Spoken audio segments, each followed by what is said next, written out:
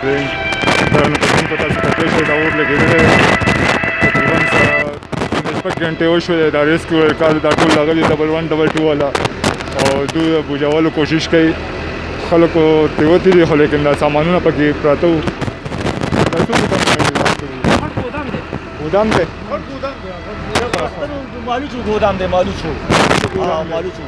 او څه کسان مسان به پکې خدا شي نه کسان شکر الحمدلله کسانو ته خیر دی کسان هغه ټیم کې راووتل څنګه ساعت شي چې دا اور لګېدلی یا تقریبا په 11 بجې لګېدلی دی 11 بجې لګېدلی دی او دا بار دا ګاډي راځي او دا یار نو ګاډي ول نو صفا خبر دی او ګنټه نیمه ګاډي سره ول نو بیا چې ګاډي راغله بیا اور ټیسټ شو او ګاډي اوس تقریبا 14-15 ګاډي راغله خو کنټرول نه وته دا په دې حال کې ګاډي هغه طرف ته کپړې ګودامونه دي تاسو دکان شته پکې ها جی دا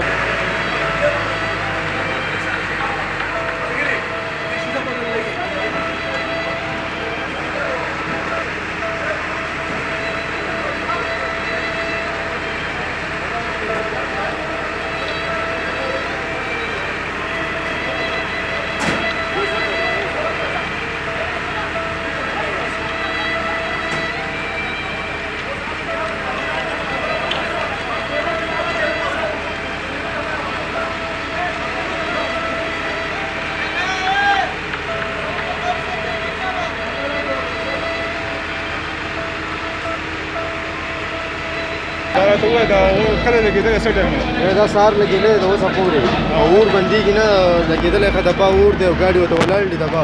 مینګوره کې نور ګاډي ختم شي او دا څو ګاډي راغلي دي یاره مې ډېر زیات ګاډي راغلي د مینګوره کې ګاډي ختم کړو د خواجهخیل نه د یو ځای نه د بل ځای نه ګاډي راځي دا اوس تقریبا 3 بجې دي که نه 11 بجې لګېدلی دی بلکل چې لګېدلی دی اوس هم لینټر یو دبره چک چاپېره ماتېږي خبره لینټر ورته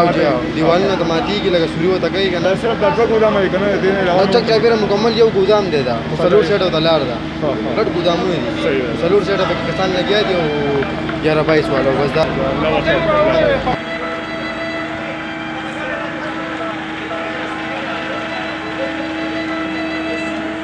ماکس واچوئ دا پول دا لږه خطرناک دی دا پول دی دا ځان پټوئ دا څخه لږه دا سړی سم تباه کوي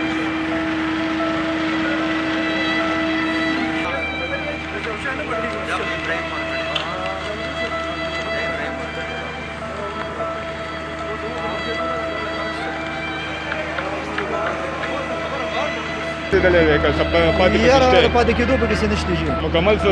مکمل دا 11 بجو نه والا تر اوسه پورې دا اور سٹارټ جاری دی سٹارټ دی جی او ریسک والا ځانانو خپل مکمل 100% افیکټ کوشش کړی دی جی او لکه باقي کارونه د خدای دی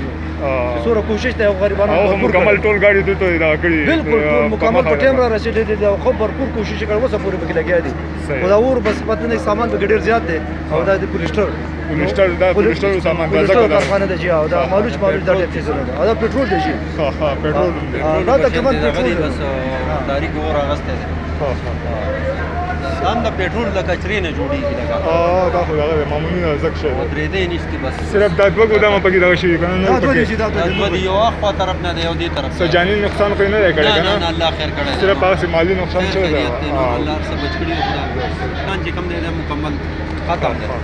ډېر مال کروڑو روپو سامان تا نقصان شوی دی جی